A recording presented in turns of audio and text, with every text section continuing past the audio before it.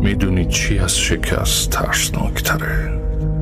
اینکه 10 سال دیگه همون جوری از خواب بیدار شی که الان میشی.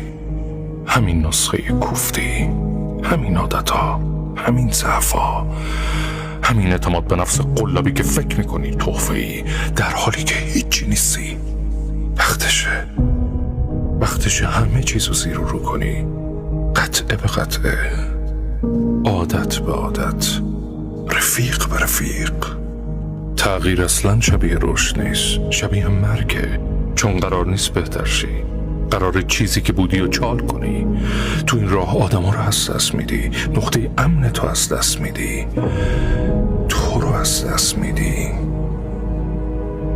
اگه این تو رو نمیترسونه پس درست انجامش نمیدی.